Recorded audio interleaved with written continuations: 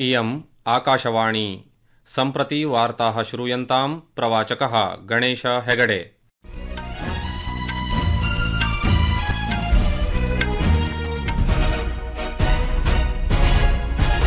आदौ मुख्यवार्ताः।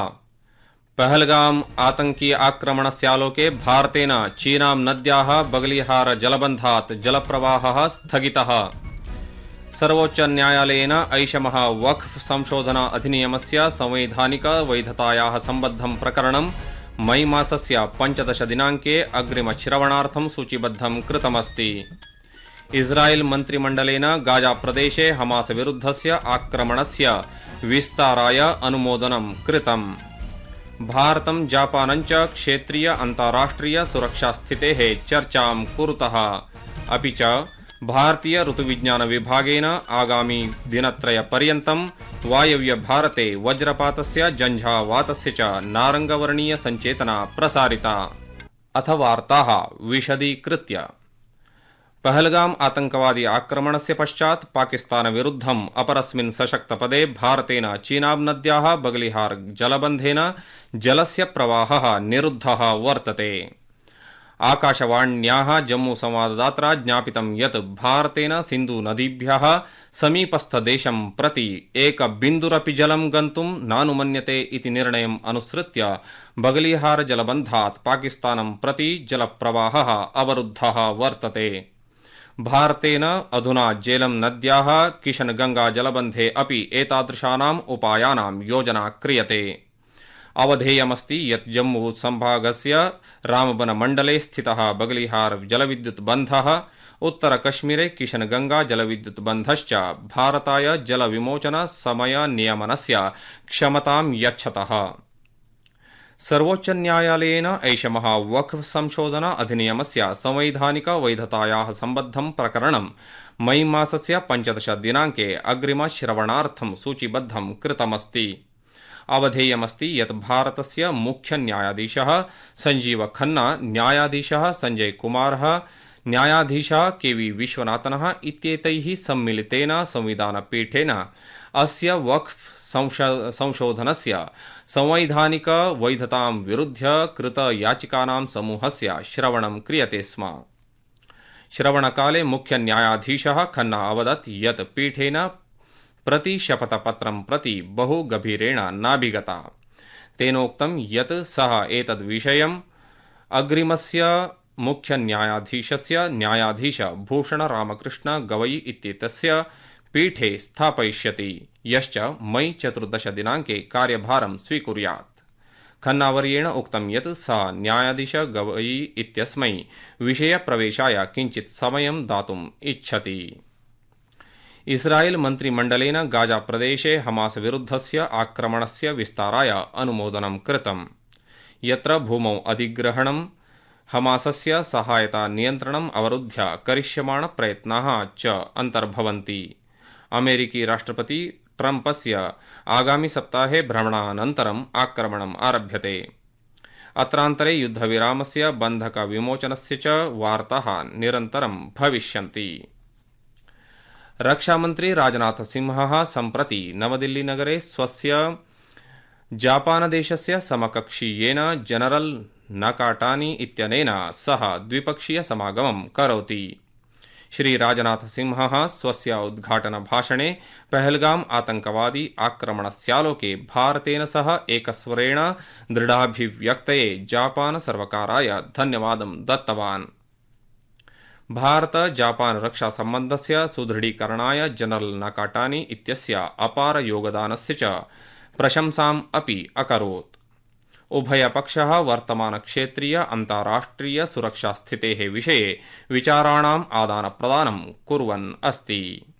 द्विपक्षीय रक्षासहकार्यम् अधिकं गभीरं कर्तुं च उपायान् चर्चयति।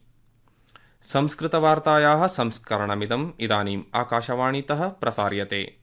सममेव अयं कार्यक्रमः आकाशवाण्याः अन्तर्जालपटले www.newsonair.gov.in इत्यत्र अथ न्यूस् ऑन एआईआर चलदूरभाषीय तन्त्रांशे अपि उपलब्धो भविष्यति। रशिया राष्ट्रपतिः व्लादिमीर पुटिनः अद्य प्रधानमन्त्रिणा नरेन्द्र मोदिना सह वार्तालापं कृत्वा भारतस्य पहलगाम इत्यत्र आतङ्कवादीनाम् आक्रमणस्य कठोरनिन्दां कृतवान्। दूरभाषेण वार्तालापकाले राष्ट्रपतिना पुटिनेन निर्दोषाणां प्राणहानिविषये गभीराः शोकसंवेदनाः प्रकटिताः तथा आतङ्कवादविरुद्धयुद्धे भारतस्य पूर्णसमर्थनं च प्रकटितम्। सः जघन्यस्य आक्रमणस्य अपराधिनः तेषां समर्थकाः च न्यायालये आनेतव्याः इत्यवोचत्। विदेशमन्त्रालयस्य प्रवक्ता रणधीर जयस्वालः सामाजिकमाध्यमपटले अलिखत् यत् वार्तालापकाले उभौ नेतारौ भारतस्य रष्यादेशस्य च मध्ये विशेषाधिकारयुक्तं सामरिकसहयोगम् अधिकं गभीरं कर्तुं स्वप्रतिबद्धतां पुनरुक्तवन्तौ। प्रधानमन्त्री मोदी 80तमं वार्षिक विजयदिवसमुद्दिश्य राष्ट्रपति पुटिन इत्यस्मै अभिनन्दनं कृतवान् तथा च इतः परं भारते आयोजयिष्यमाण वार्षिक शिखरसम्मेलनाय आमन्त्रितवान्। पहलगाम आतंकी आक्रमणस्यालोके रक्षासचिवः राजेशकुमार सिंहः अद्य प्रधानमन्त्रिणं श्रीनरेन्द्र मोदिनं नवदिल्लीनगरस्य तस्य निवासस्थाने सम्पर्कं कृतवान्। ह्यः वायुसेनाप्रमुखः एयर चीफ मार्शल अमरप्रीतसिंहः श्रीमोदिना सह मिलितवान् आसीत्। प्रधानमन्त्रिणः एडमिरल दिनेश के त्रिपाठी इति नौसेनाप्रमुखस्य तथा भूसेनाप्रमुखस्य जनरल उपेन्द्र द्विवेदी इत्याभ्यां सहापि पृथक् पृथक् सभाः अभवन्। The unique identification authority of India इति भारतीय अद्वितीय परिचय प्राधिकरणेन रविवासरे नवदिल्ली नगरे ऐषमः नीट परीक्षायाः समये आधाराधारित मुख प्रमाणीकरणस्य उपयोगेन अवधारणायाः प्रमाणं सफलतया कृतम्।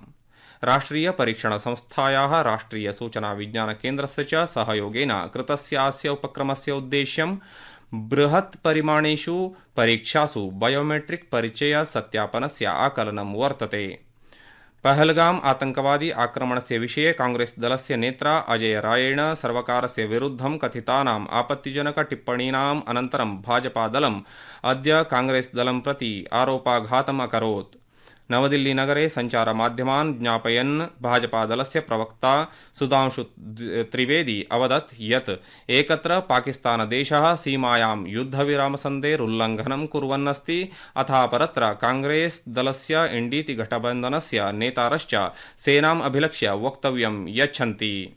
अगर पाकिस्तान की सेना को लगता है कि उनके इन प्रयासों से भारत की सेना डिमोरलाइज हो सकती है तो मुझे लगता है ठीक उसी भाव से इंडी गठबंधन और कांग्रेस के तमाम नेता अपने बयानों के गोले बरसाते हैं जो भारत की सेना के मनोबल को कम करने के लिए लक्षित होते हैं। केन्द्रीय मार्ग परिवहन राजमार्ग मंत्री नितिन गडकरी अद्य तेलंगाना राज्यस्य सिरपुर कागजनगरे 9,900,300 कोटिरूप्यकाणां बहुविध मार्ग परियोजनानाम् आधारशिलां स्थापितवान् अथ बहुविध परियोजनानि राष्ट्राय समर्पितवान्।